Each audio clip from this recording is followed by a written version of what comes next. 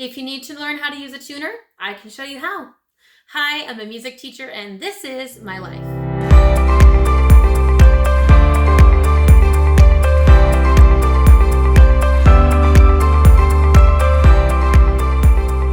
Welcome back to the channel, everyone, and welcome for those of you who might be new here.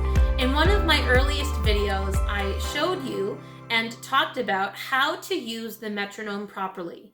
And that is one musical tool that can definitely help our timing and accuracy, but another musical tool that can be really, really helpful is the tuner.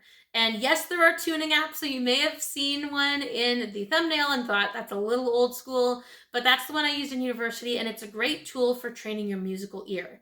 And yes, there are apps on your phone that you can download, but some people just see the tuner as kind of a funny game to see if they can sing something in tune or play something in tune. They like watching the needle go around. But today I'm showing you how to use a tuner to actually be in tune. But before we get started, you know what to do. Be sure to give this video a thumbs up, subscribe to the channel, and ring the notification bell so that you never miss another video. So I'm going to be showing you my Korg tuner and how it works. Now, if you're a strings player, I know that there is a brand out there that will make a tuner that clips on to the end of, say, your guitar or your violin or viola or whatever. And that's a great tuner to use if you're a string player, because when it clips on your instrument, you can actually tune, and it will tune without picking up all of the background sound in the room. It focuses on just the vibration of the string in the instrument. It's great for electric bass if you can't plug in, but you want to tune as well. But this one is the one that I was used to when I was in university, so I'm going to show you on this one today. So I'm going to hold up the tuner so you can have a better look at it. This one's a Korg tuner, and I'm going to start by pushing the power button, and you're going to notice a few things right away. A needle going back and forth, some lights, and the number 440 right here. So the first thing I'm going to address is the 440. 440 is a pretty standard measurement of how our tuning is in North America. Basically, that means that when you're playing a note in front of the tuner, it's going to show you what its name is in concert pitch. And in 440, that means that your A, if you're playing an A concert pitch, that needle ideally is right in the middle, and you're going to see that green light light up. Now, not everywhere in the world uses 440 hertz. Some parts of the world use 442. For example, when I was in an opera program the summer after university, we were performing in Italy and we tuned to 442 hertz. But in North America, 440 hertz is pretty standard. Now let's talk about those lights and the needle. So I'm going to go ahead again and I'm going to show you the tuner. And as you can see, as I'm speaking, the needle will fluctuate left and right. You'll see the lights going off at different times. And I'm not really trying to stay on the same pitch. That's why the note name in the middle fluctuates. But in the middle, it will tell you what the note name is in concert pitch. And if I hold it up a little closer, you can see 3 different lights. The center light is green, and then the ones on either side are going to be red. So what that means is if you play the note, for example, A, and it says A in the middle, if the green light lights up and the needle's right in the middle, great, that means you are in tune. If the light is going to be red and it's lighting up on the right side, that means that you are slightly sharp. And if it's on the left, that means that you're slightly flat. It says A or B flat / 12 notes. So there are 12 notes in the chromatic scale, but typically if you're in a concert band, woodwinds will tune to A and brass will tune to B flat, and orchestras tend to all just tune to A. But if I wanted to try and practice my ear training, what I could do is push this button and it's going to play an A concert. I could then play the flute to try to match the A to this. I'm going to try that right now.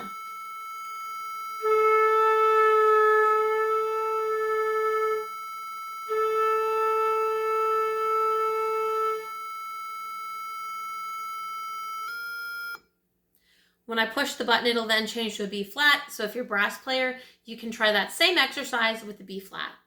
Now I'm going to try tuning with the note not playing.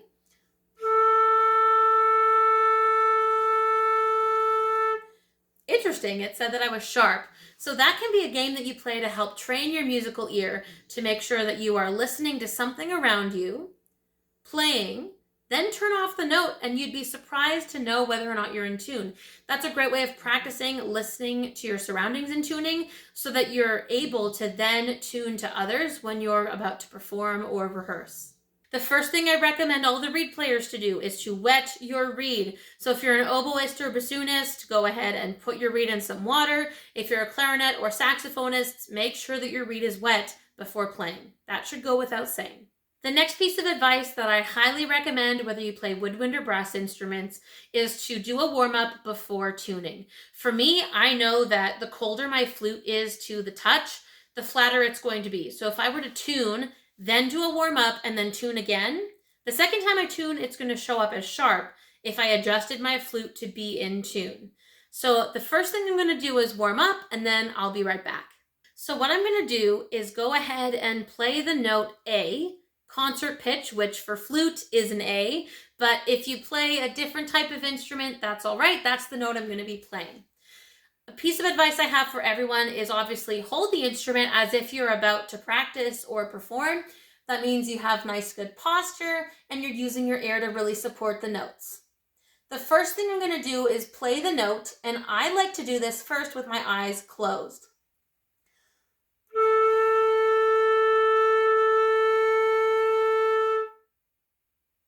Now you'll notice that I'm not using any vibrato, and that's because the tuner is not going to have any chance at all to tell me whether or not the note is in tune or not if my sound is doing this, because then the needle is going to go left and right a whole bunch. So you want to have straight tone when you are playing for a tuner. Now I'm going to look at the tuner with my eyes open.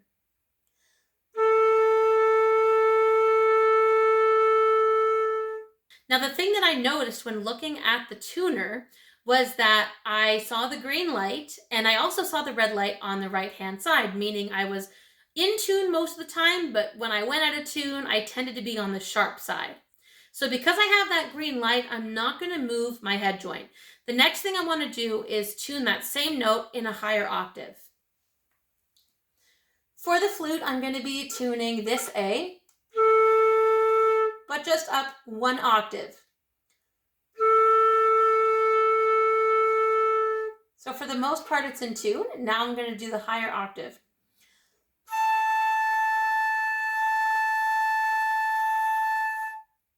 Surprisingly, my high A was actually in tune right away and then started to go flat. So that just means that it's, in general, a good sign for all instruments that if you're playing high notes, make sure that you really support the air so that the note stays high. Otherwise, it tends to flatten. So if I were to play that A again and not support it properly all the way through,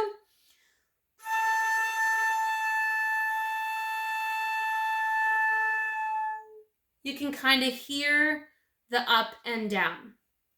Here's a really bad habit that I see flute players in particular do.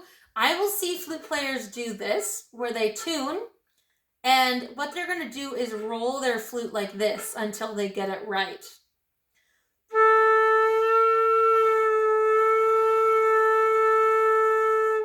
Because the reality is, I'm not rolling my flute away or towards me that much. If you have to roll your flute this much,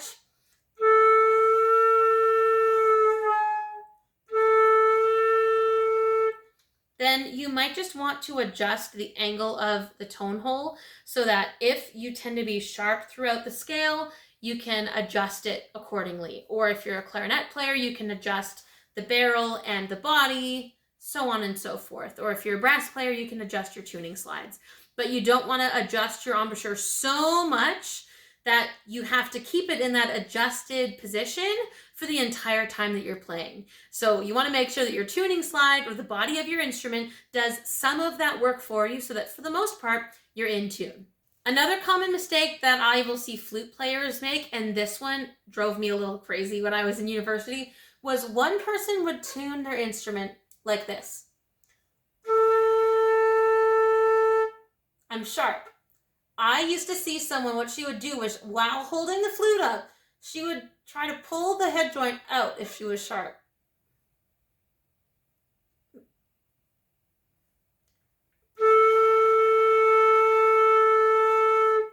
Now that worked for for me because I'm looking at the tuner. But again, if I'm in a concert, I'm not going to have the chance to just keep playing and move it while I have notes to play. That's just not realistic. So you want to make sure that you tune and then make any adjustments while you're looking at the instrument, right? You want to notice what the distance is that you had to move the head joint out, or the barrel of the clarinet out, or the mouthpiece on the saxophone, or how far out your tuning slides are. You want to watch and notice those adjustments so that the next time you put your instrument together, you can sort of put those tuning slides or the head joint or whatever in those places at the very beginning so that you can warm up and tune, and then again, just adjust accordingly. Now, once you tune your instrument on that one note, does that mean every single note's going to be in tune? No. The reality is that every instrument has its own quirks and idiosyncrasies. And for example, on the flute, I know that it's difficult to tune the notes when there aren't a lot of keys pushed down. So if you're a woodwind player of another instrument, and that's true for you as well, let us know in the comments below. As an example, if I'm playing a C sharp or D flat, the only key that I have pushed down is my pinky on the very top. So it's your E flat pinky key. Everything else is up, including my left thumb. It's just that end finger on my right hand that is hitting that top key. Now this one's going to be hard to tune if you're a beginner as well, because you really have to balance the flute. But for example, if I'm in tune with that A, I'm going to go ahead and lift all the fingers off except for the one for C sharp. I'm going to try to tune again. And I'm like wildly sharp. So that is a really tough thing to be, because if you're in tune, which both of my A's right now are in tune, which is a good sign, but then I go to play a C sharp or D flat, same thing. At first I was sharp, but I was looking at the tuner and I was able to adjust the direction of my air, the angle of my upper lip so that it was pointing a little bit more down, and that can really help. So just because you've tuned one note doesn't mean that you're going to be in tune for an entire concert. You're going to have to make adjustments as you go, and that's why I recommend the first time you use a tuner, like I demonstrated earlier, you want to make sure that you try it with your eyes closed first.